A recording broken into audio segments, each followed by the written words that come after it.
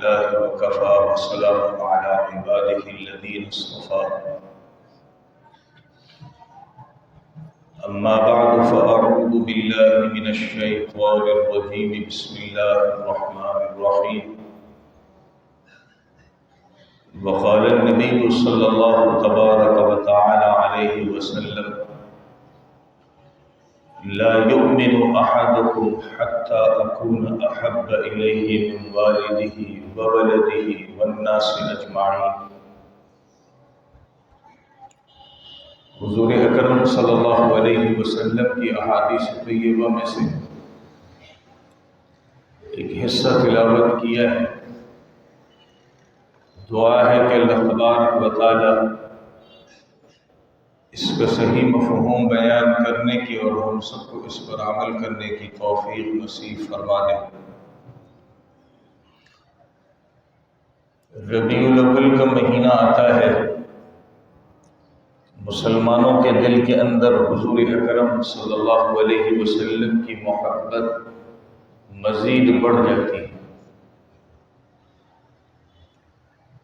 حضرت صلی اللہ علیہ وسلم سے محبت ایمان کا حصہ ہے، اس کے بغیر ایمان مکمل نہیں ہوتا۔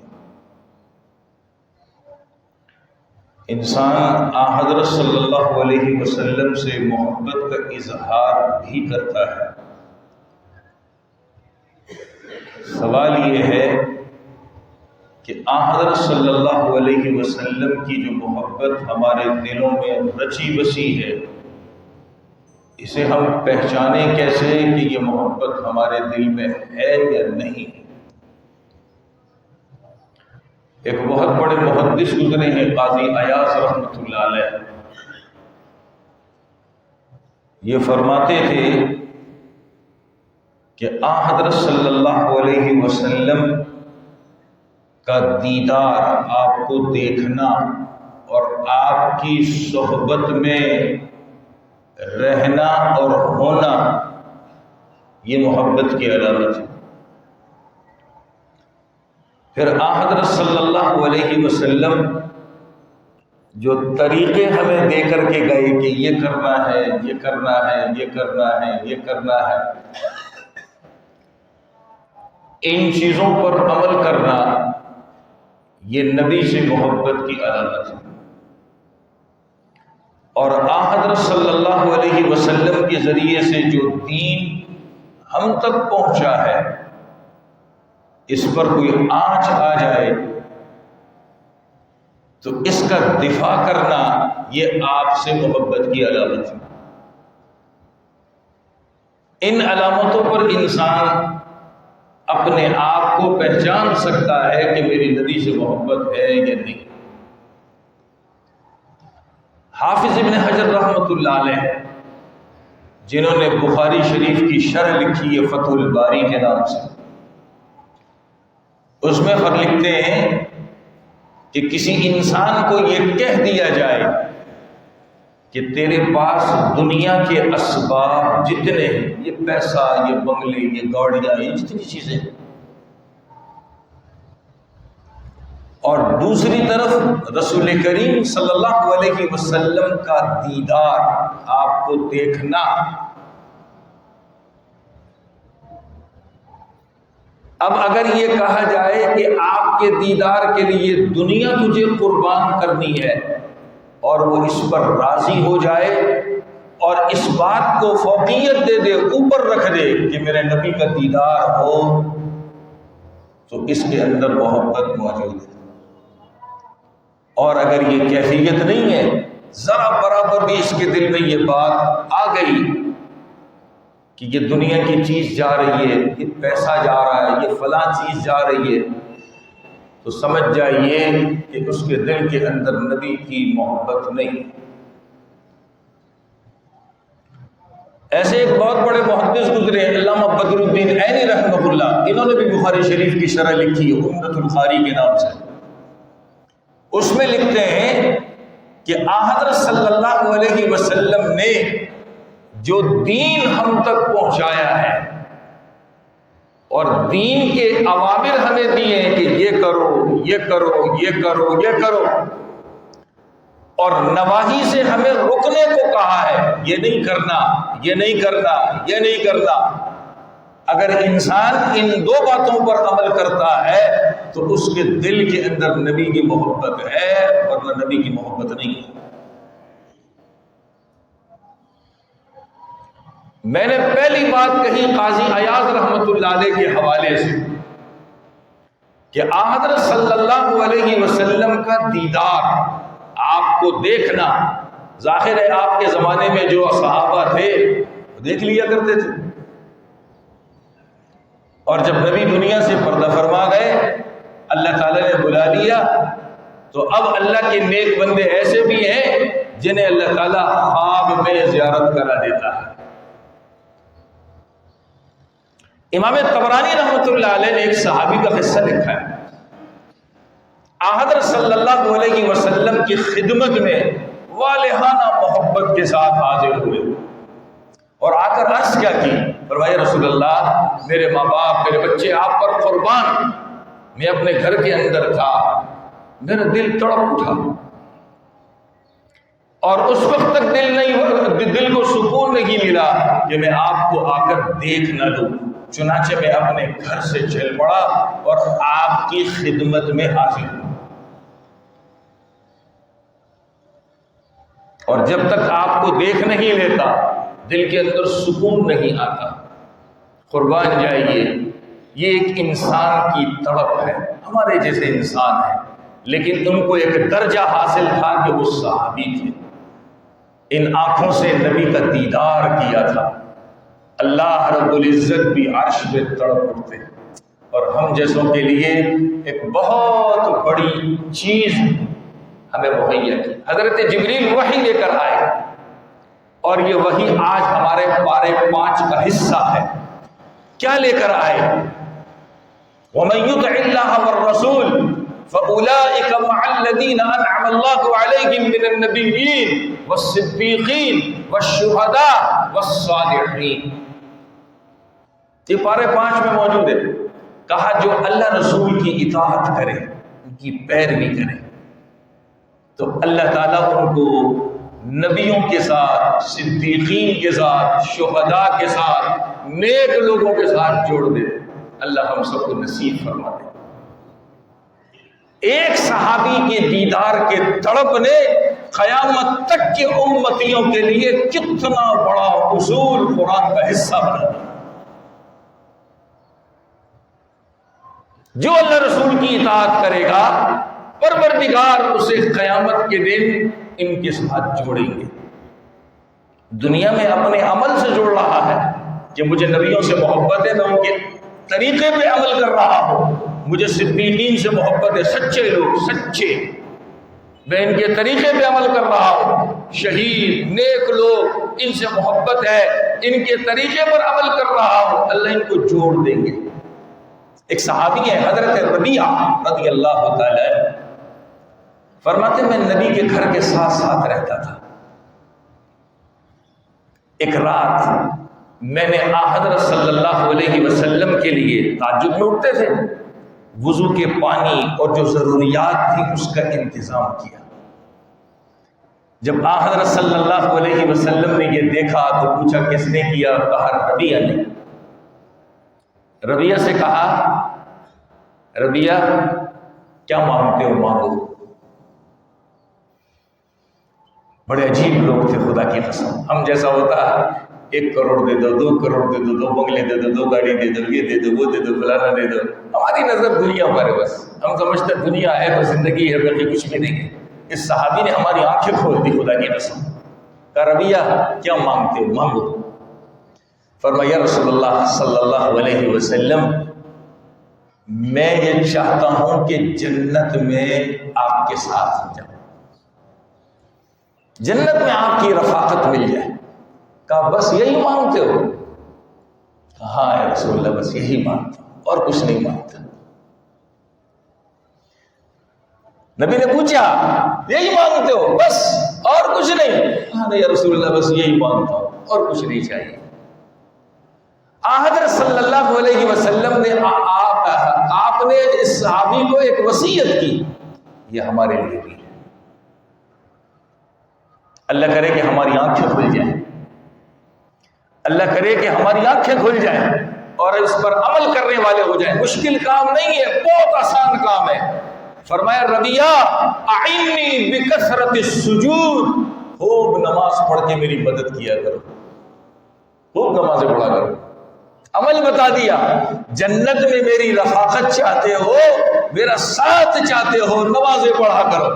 فرض تو پڑھنے ہیں، فرض نہیں پڑھیں گے تو جوتے مارے جائیں گے، یہ تو اللہ کی نے فرض کیے ہیں۔ مراد اس سے نوافل پڑھنا ہے، تہجد پڑھا کرو، دن میں بھی نوافل پڑھا کرو۔ جب خوب سجدے کرو گے اللہ جنت میں میری رفاقت دے دے گا۔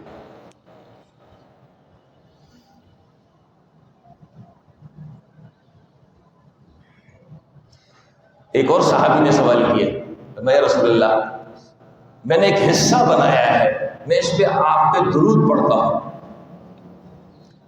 پھر مثال میں کہا کہ آدھی رات پڑھوں، بہت اچھی بات ہے۔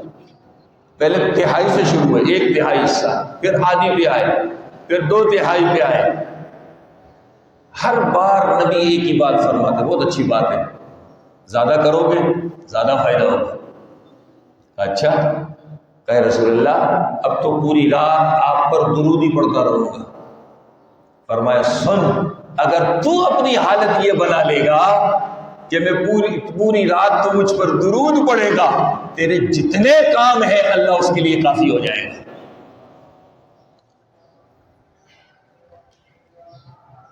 تیرے جتنے کام ہیں اللہ اس کے لیے کافی ہو جائے گا۔ یہ تڑپتے تھے، مرتے تھے دیدار کے لیے کہ نبی کا دیدار ہو جائے، ایمان کا حصہ ہے۔ دوسری علامت جو قاضی ایاز رحمۃ اللہ علیہ نے بیان فرمائی وہ یہ ہے کہ رسول کریم صلی اللہ علیہ وسلم پر اپنی جان کو فدا کر دیتے، نہ مال دیکھنا نہ جان دیکھنا، کیا چیز ہوتی ہے نبی پر سب قربان ہے۔ میں ایک پس منظر بیان کرتا ہوں، احد کا موقع ہے۔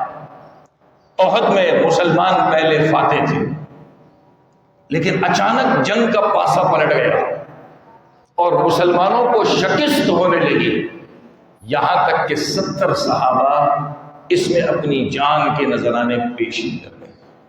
ایک موقع ایسا آیا کہ حضرت صلی اللہ علیہ وسلم کو گھیر لیا، اور ایسا گھیرا کہ بس نبی پر یک بار بھی حملہ کرتے نعوذ باللہ اور آپ کو ختم کرنے کا سلسلہ ہو جاتا۔ انصار کے 5 صحابہ، 5 نبی کو گھیر لیا،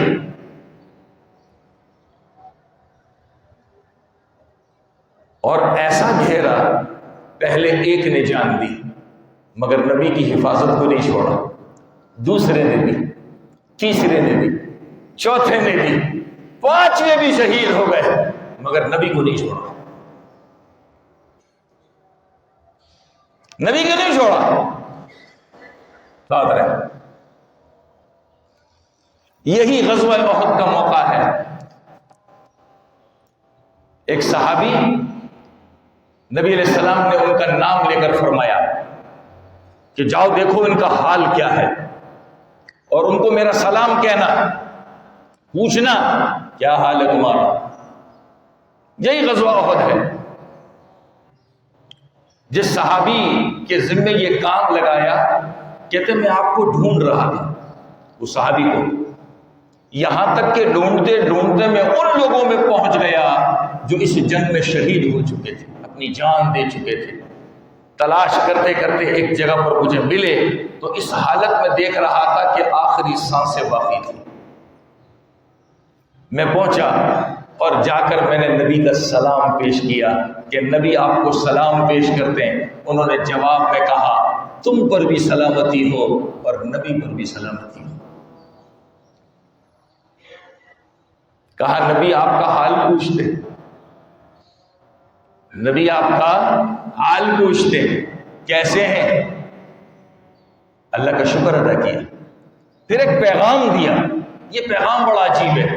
انصاری صحابی تھے، انصاری مدینہ کے رہنے والے تھے۔ کہا سنو یہ میری جو قوم انصار ہے ان کو میرا پیغام دے دینا اور کہنا کہ نبی کی حفاظت کے اندر ذرا بھی کوتاہی کی، کل قیامت کے دن اللہ تمہارا کوئی عذر نہیں سنے گا کہ یہ عذر تھا، یہ پریشانی تھی، یہ مسئلہ تھا، اس لیے نبی کی حفاظت نہ کر سکے۔ کہا کل قیامت کے دن سنے گا، بس یہی سوال ہوگا کہ تم نے نبی کی حفاظت کیوں نہیں کی۔ کہا انصار کو میرا پیغام دے دینا، پھر کہا کہ بتا دینا جنت کی خوشبو میں سونگھ رہا۔ کیا کہا؟ جنت کی خوشبو میں سونگھ رہا ہوں۔ بس یہ الفاظ کہنے تھے جان نکل گئے۔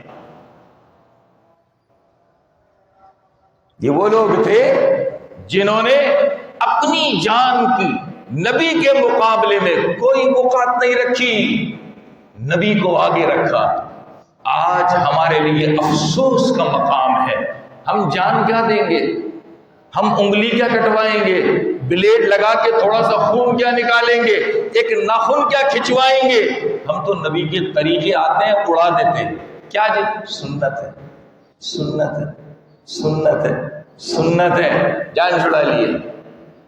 میں ایک بات کہہ رہا ہوں، کسی پہ طنز نہیں کر رہا، اس لیے کہہ رہا ہوں اللہ کرے مجھ جیسے گناہگار سمیت ہر ایک کے دل میں بات آ جائے۔ داڑھی رسول لے لیں، ہمارے چہرے پر داڑھی نہیں ہے، بات ذہن میں کیا ہے؟ سنت رسول۔ یہ سنت نہیں ہے، یہ طریقے کے معنی میں ہے، وہ سنت نہیں ہے جس کو ہم سمجھتے ہیں کہ چھوڑ دے تو کچھ نہیں ہوگا۔ اس سے بڑھ کر کوئی بات ہے؟ مجھے ایک اللہ والوں کا ایک قول اتفاقی یاد آ گیا، اتفاقی ایک قول یاد آ گیا۔ اللہ والے تھے، کہنے لگے ہم اپنے دل کے اندر گناہگار ہیں، سیاہکار ہیں، بڑی امید لیے بیٹھے، نبی ہماری شفاعت فرمائیں گے، نبی ہماری سفارش کریں گے، جہنم کے ہم حقدار ہو چکے، ہمارے نبی کی سفارش پر ہمیں اللہ تعالیٰ جنت انشاءاللہ لے جائیں گے۔ وہ فرماتے تھے اتنا سوچ لو کہ جن سے ہم نے شفاعت کی امید رکھی ہوئی ہے، ہمارا حال حلیہ اگر آپ کو پسند نہیں آیا اور ہم پر نظر پڑی اور نبی نے اگر منہ پھیر لیا تو کس شفاعت کی امید لیے بیٹھے؟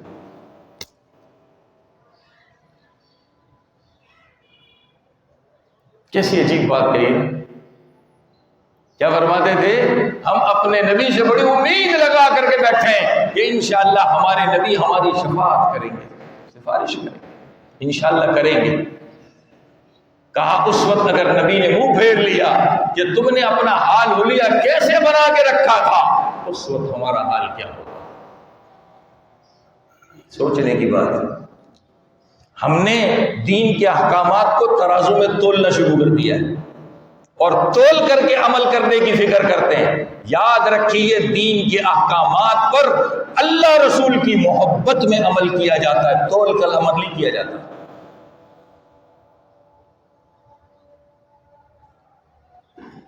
دین کے احکامات پر اللہ رسول کی محبت میں عمل کیا جاتا ہے، تو تول کر عمل نہیں کیا جاتا۔ یہ فرض ہے، یہ واجب ہے، یہ سنت ہے، یہ نفل ہے، تو محبت کدھر گئی؟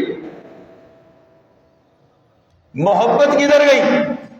اور جب محبت دل میں بیٹھ جاتی ہے پھر اعمال کو تولتا نہیں ہے کہ اس کی حیثیت کیا ہے، یہ فرض ہے، واجب ہے، سنت ہے، بس آنکھیں بند کرتا ہے عمل کرتا ہے، آنکھیں بند کرتا ہے عمل کرتا ہے۔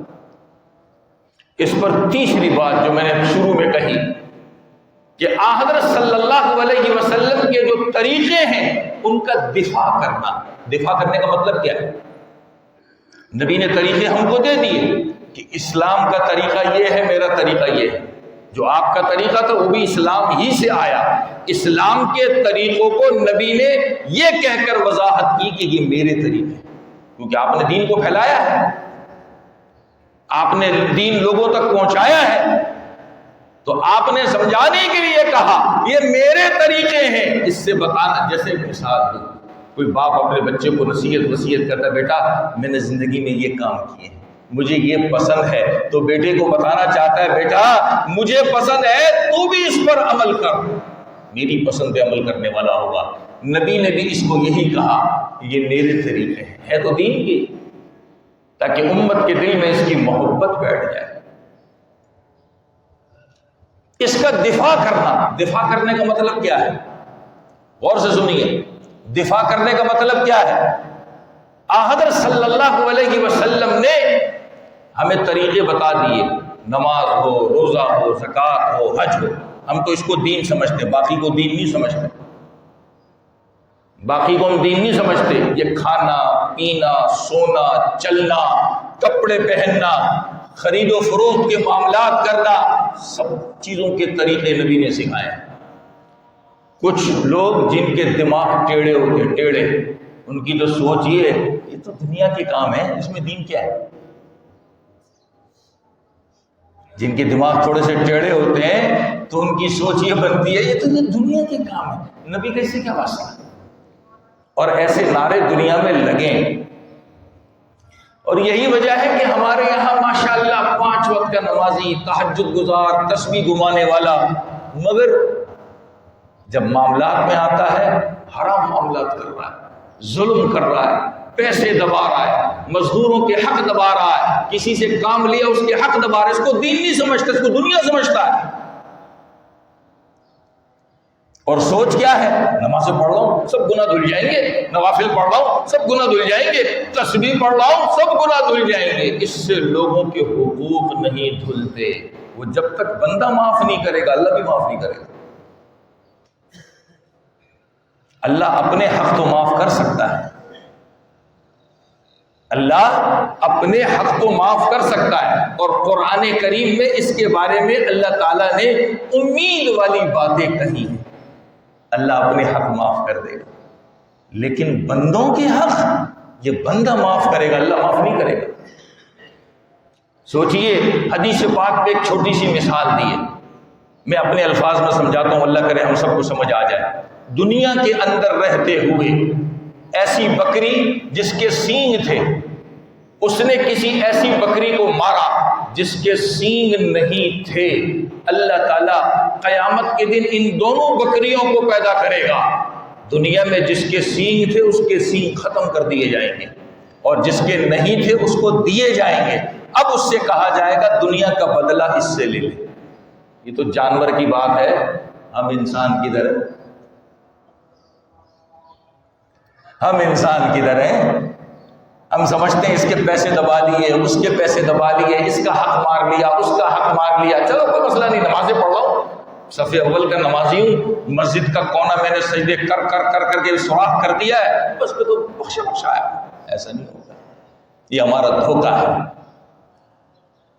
یہ ہمارا دھوکہ ہے، دھوکہ. اور بہت سارے کام ہم کرتے ہیں، ملاوٹ کا کام ہے، حرام کمانا ہے، ظلم کر رہا ہے، سب چیزیں معاف نہیں ہے، یہ معاف نہیں ہے. میں یہ کہہ رہا تھا کہ نبی کے طریقوں کا دفاع کرنا، جب نبی کے طریقے پر لوگ قدغن لگائیں. مثال بھائی نبی کی زندگی تک تھا، اب دنیا میں نبی نہیں رہے، یہ کام ختم ہو گیا، یہ قدغن لگانا. بھائی جب تک نبی تھے نا یہ کام تھا، اب نبی دنیا میں نہیں، ختم ہو گیا، اب کرنے کی ضرورت ہی نہیں اس کو.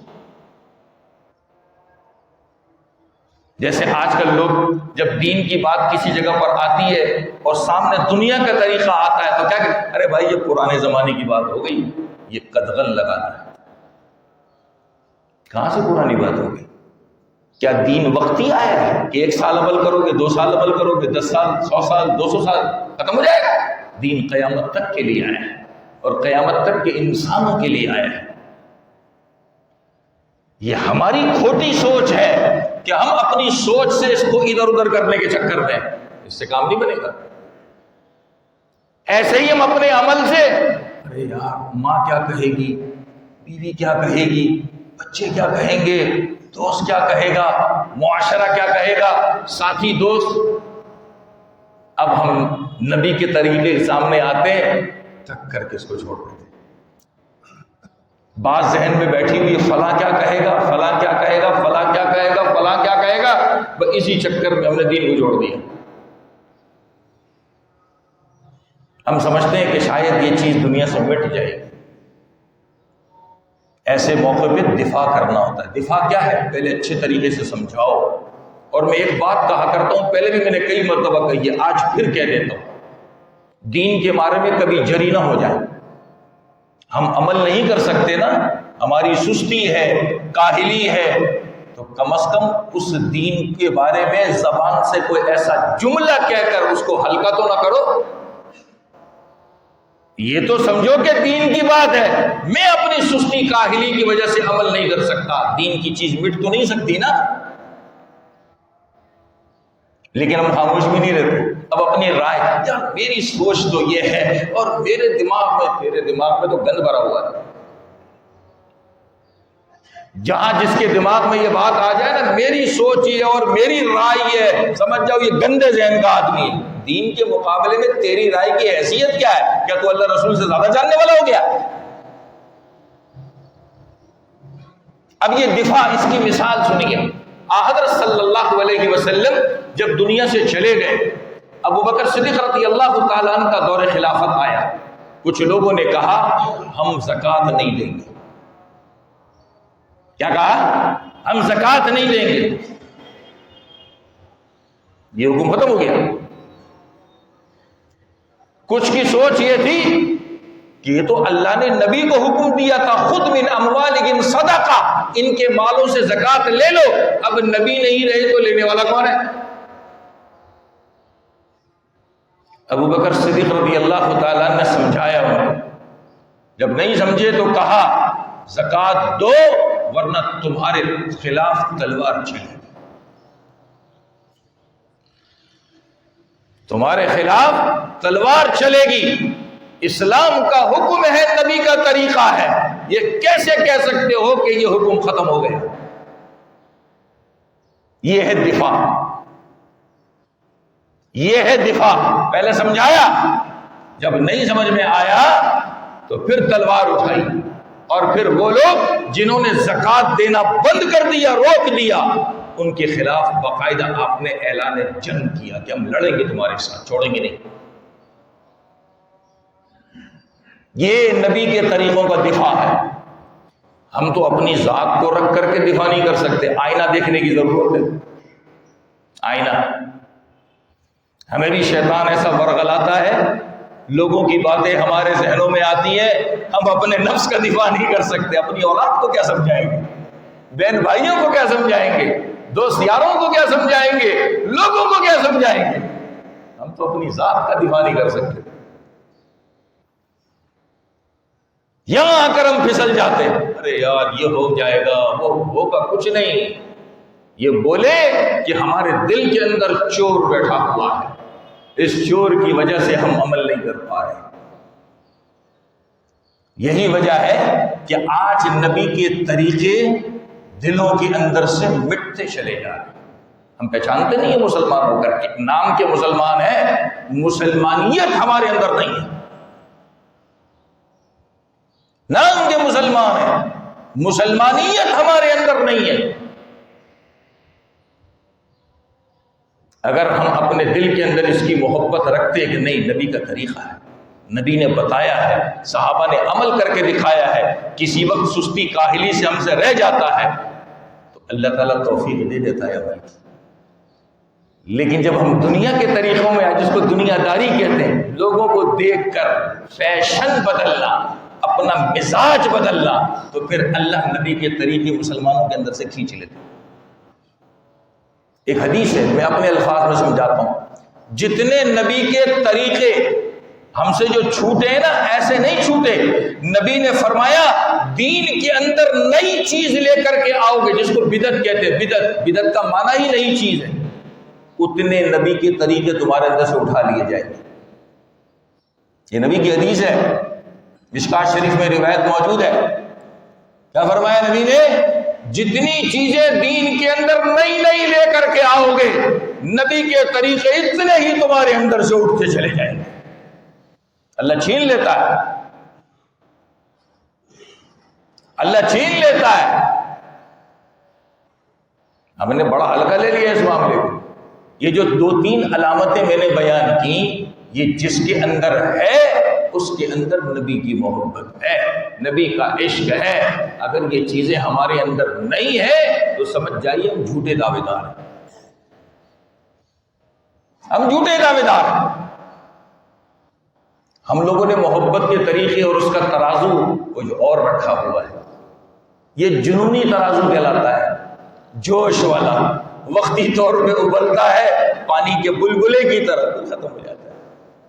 نبی کی محبت 24 گھنٹے کی ہے، زندگی بھر کی ہے۔